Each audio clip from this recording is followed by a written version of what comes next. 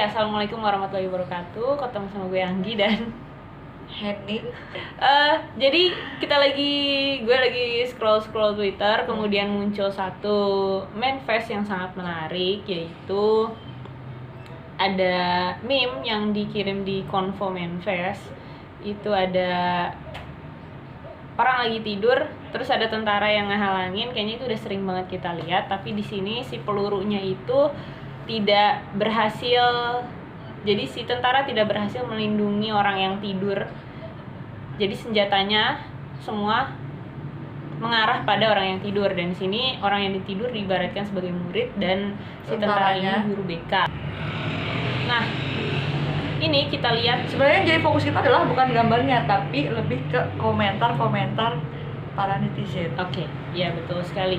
Ini sudah dapat 44,3k likes dan 5.000 retweets. Jadi banyak sekali yang setuju gitu. Kita lihat dari komentar yang paling menarik yang mana? Komentar yang banyak. Iya, yang banyak retweet. Yang ini kali ya, yang pas kita buka terus dia muncul paling atas iya. Gitu ya. Benar. Kita kesini dulu deh. Anehnya, kenapa setiap ruang guru BK tempatnya lebih gede, AC-nya banyak, makanan numpuk ketimbang guru yang notabene jam terbangnya tinggi kayak guru matematika. Mana kalau ke ruang BK keseringan dimarahin lagi. Aduh. Gimana tuh, Hen? Sebenarnya nggak semua ruang guru BK itu gede ya, dan ada AC-nya. Itu kembali lagi ke kebijakan setiap sekolah dalam memfasilitasi setiap ruangan guru, nggak cuma ruang guru BK gitu loh. Kalau menurut aku sih gitu. Kalau menurut kamu emang ruang BK kamu gimana? Iya, dia kan menanyakan kenapa ruangannya lebih gede, AC-nya banyak, makanan numpuk. Ya itu tadi kan, bukan itu tadi ya. Ya karena kita kan butuh konseling. Ya. Butuh ngobrol sama anak-anak, butuh privasi. Gitu loh. Kalau misalkan guru BK ditempatkan di ruang guru bersama dengan guru-guru yang lain, sangat kecil kemungkinannya untuk para siswa mau datang ke ruang BK. Ya, atau sekedar ngobrol sama guru BK gitu. Karena kan pasti ada banyak, kan kalau di ruang BK di ruang guru duduknya pasti berdekatan, ya kan? Nggak jauh-jauhan gitu. Dan kemungkinan siswa nggak nyaman untuk cerita karena pasti nanti takutnya kedengaran dengan guru yang sebelahnya, kiri kanannya. Dan kenapa akhirnya ruang BK itu dipisah? Itu tadi bukan karena lebih gedenya ya, bukan karena kapasitas atau fasilitasnya, tapi lebih ke privasi. Ya, lebih ke privasi tujuannya. Kalaupun ada AC, ruangannya lebih besar itu untuk memberikan kenyamanan. Dan ruangan besar untuk ruang BK sebenarnya itu nggak banyak gitu ya. Nggak banyak sekolah yang ruang guru BK-nya itu luas. Mampu untuk konseling individu, ada sekat misalnya untuk konseling individu ataupun bimbingan kelompok gitu ya. Jadi seperti itu. Likes-nya 2,9k. Rahasia kalian aman ya. Ibu kasih contoh ya. Misal ada anak perempuan bla bla bla. Mungkin maksudnya ketika guru BK-nya bilang rahasia kalian aman ya, ternyata diceritain tapi dengan cara, walaupun dia tidak menyebutkan nama mungkin guru BK-nya misal gitu ya, tapi mungkin anak-anak juga sudah merujuk pada ya itu kan misalkan itu kan cerita gue ya, atau itu cerita teman gue deh kayaknya gitu. Gimana nih, Hen? Sejauh ini kalau maksud dia adalah dia merasa bahwa yang diceritakan tuh disampaikan lagi, padahal kan bukan bermaksud seperti itu guru BK ya. Kalau menurutku ada beberapa contoh kasus yang diceritain guru BK bisa jadi sama atau kebetulan. Jadi bukan berarti dia bilang bahwa kita udah jaga rahasia terus kita ceritain, kan enggak gitu maksudnya. Iya. Karena contoh kasus seperti itu gitu ya, kasus yang dialami mungkin siswa A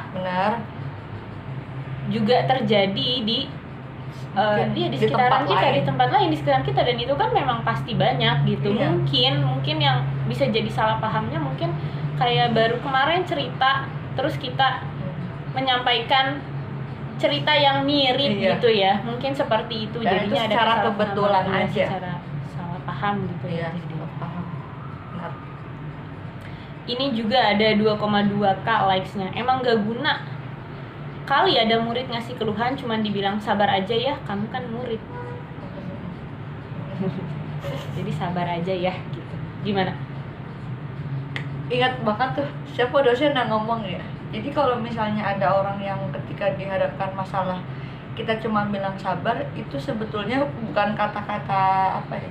Bukan kata-kata yang bisa membantu atau solusi ya, tapi lebih ke kita sebetulnya ketika bilang sabar, kita tahu bahwa kita lagi berempati dengan masalah itu. Gitu loh sebetulnya ya, sebetulnya. Dan kadang kata sabar juga apa nih, lebih diucapkan tuh mudah gitu ya. Padahal kan kalau misalnya kita bilang sabar, belum tentu orang yang nerima itu. Terus kalau dengan sabar bisa selesai gitu masalahnya, kayak gitu loh. Enggak kan gitu. Jadi maksudnya kalau yang dibilang, lagian kita juga cuma murid gitu ya. Yang murid kan juga tetap manusia ya. Jadi kalau misalnya di komen ini dia bilang nggak berguna, ya coba aja. Kalau nggak cuma ke guru BK, mungkin ke teman kalian responnya akan sama kan, bilang ada kata sabar gitu loh. Maksudnya kalau dia menjudge guru BK bilang ngomong sabar ya gitu, kalian kan cuma murid, ya apa gunanya juga kalau misalnya dia curhat ke temennya dan bilang dengan kata yang sama. Ya karena dia mengharapkan hal yang lebih dari guru BK. Ketimbang lebih dari sekedar ucapan sabar ya gitu, maksudnya dia sih kayaknya gitu. Terus jadi akhirnya nggak berguna. Karena mungkin ya udah kamu sabar aja, terus ya udah silakan kembali ke kelas gitu loh. Iya. Sedangkan maksudnya kamu kan itu hanya sebagai respon, tapi kan kemudian ada tindak lanjut yang dilakukan sama guru BK-nya gitu. Maksudnya kamu gitu, tapi maksudnya si lebih ke orang ini iya lebih ke ya udah sabar aja gitu, kamu kan murid, terus ya udah gitu. Jadi perbincangannya berakhir di situ gitu. Jadi dan nggak nemu solusinya gitu, mungkin maksudnya gitu. Iya. Ya ini untuk apa jadi guru BK? Ini likes-nya 3,2. Untuk apa jadi guru BK jika cerita murid dijadikan bahan gibah di ruang guru? Untuk apa ada guru BK jika tugasnya buat manggil orang tua jikalau ada pertengkaran atau nilai rendah? Gibahan di ruang guru. Jadi ada beberapa guru BK yang maksudnya adalah dia cerita ke wali kelasnya ya. Bukan untuk menceritakan masalah siswa ke guru-guru lain yang mungkin posisinya itu ada di ruang guru. Jadi seolah-olah murid menyangka guru BK ini masalah siswa jadiin gibah di ruang guru, padahal di ruang guru BK hanya cerita ke wali kelas doang. Mungkin situasinya kali. Nah iya. Dan apa yang kita sampaikan, apa yang siswa ceritakan ke kita pun tidak akan semuanya kita ceritakan kepada wali kelas. Kalau misalkan gini deh, kalau misalkan pertanyaannya gini, sebatas apa yang guru BK ceritakan kepada wali kelas? Sebatas apa? Batasannya di mana? Sebatas inti dari permasalahannya. Semisal kita sebelumnya sudah sepakat ke siswa bahwa izin untuk menceritakan hal ini atau masalah siswa ke wali kelas. Iya, kami meminta izin terlebih dahulu kepada siswanya kalau memang berkaitan dengan apa ya, jadi maksudnya gimana ya? Jadi intinya sebelum kita sampaikan ke wali kelas itu kita harus minta izin yang pertama, terus kita buat kesepakatan sampai mana cerita siswa ini bisa disampaikan ke wali kelas. Iya gitu sih. Iya gitu. Gini, misalkan ada satu siswa dia punya masalah pribadi, tapi masalah pribadi itu tidak terlalu mempengaruhi dia di sekolah. Ya. Jadi secara semuanya baik-baik aja. Itu udah otomatis nggak akan kita sampaikan ke wali kelas. Kalau itu kasus pertama. Kasus kedua misalnya dia ada masalah, kemudian mempengaruhi ke sekolah, misalnya jadi apa misalnya? Ya, Jarang itu masuk kehadiran misalnya masalah kehadirannya. Kan pasti jadi gini, guru-guru yang ngajar di kelas kan pasti akan nanya ke wali kelas, si A kenapa nggak masuk gitu. Wali kelas kan jadi menyampaikan juga ke guru BK dan coba harus mungkin- berhak tahu juga. Iya gitu loh, misalnya misalnya jadi si siswa A tuh jarang masuk karena apa misalnya? Misalnya ternyata dia sering bangun siang karena tidurnya malam, begadang misalnya gitu. Misalnya dia bangunnya mungkin dia bangunnya udah pagi, udah subuh misalnya, tapi ternyata dia harus nganterin orang tuanya jualan dulu misalnya. Oh iya. Misalnya ngebantu orang Oke. tuanya jualan. Ya berarti kan kita menyampaikan itu ke wali kelas. Wali kelas ya hanya sebatas itu saja. Iya. Kayak misalnya ya, dia harus membantu ibunya untuk berjualan di pasar misalnya karena ayahnya tidak menafkahinya, sudah bercerai, kemudian bertengkar segala macam, ini itu cuman ada ibu. Atau ayahnya sakit. Iya itu. Yang seperti itunya, masalah yang kayak gitunya Yang kita umum. keep. Kita keep gitu. Jadi sebatas bahwa dia harus membantu orang tuanya jualan dulu di pagi hari. Iya. Bantu nyiapin misalnya gitu ya, bantu nyiapin gitu ke wali kelas. Begitu kan ya? Gitu? Bisa. Nah, dari wali kelas ke guru-guru yang lainnya Ya cuman hanya sebatas dia bantuin ibunya dulu di pagi hari. iya gitu. Mungkin sebelum berangkat. nah itu yang akhirnya kadang menjadi ada itu kali ya. Kesalahpahaman Iya, tadi. mungkin jadi gibahnya di situ mungkin ya. Padahal bukan gibah ya, tapi lebih guru BK menyampaikan itu ke wali kelas yang notabene ada di ruang guru, itu sama-sama mencari solusi, bukan lebih ke gibah. Iya sih, kalau ke wali kelas ya. Iya, Gitu. kalau ke wali kelas. Jadi iya sih, yang pasti kita pasti akan bilang boleh nggak kita sampaikan ke wali kelas gitu ya, karena kan ini berpengaruh juga. Maksudnya gini loh, ketika siswa mengalami satu masalah, kita tahu berarti kita agaknya bisa memaklumi apa yang terjadi dengan siswa tersebut gitu Iya. ya. Kalau guru-guru yang lain nggak tahu, mereka kan punya pikiran sendiri akhirnya, Benar. judging gitu loh, menjudge gitu. Jadi ada inti yang harus disampaikan bahwa biar mereka punya sudut Klarifikasi, pandang, penjelasan. iya penjelasan gitu nggak sih? Ya. 1,3 likes. Ya Allah, gue kuliah jurusan BK, tujuan gue buat ngubah image guru BK yang begini. Semoga gue bisa jadi guru BK yang bertanggung jawab dan ngelakuin pekerjaan dengan profesional dan sepenuh hati. Sebetulnya kita sepakat ya dengan komentar dia karena kita merasakan posisi yang sama sebagai guru BK. Iya. Jadi lebih ke pengen ngebuktiin aja gitu ya, image yang sudah ada di diri kita sebagai guru BK ke siswa kita gitu. Kayak ini bisa disambungin sama jawaban dari netizen yang lain.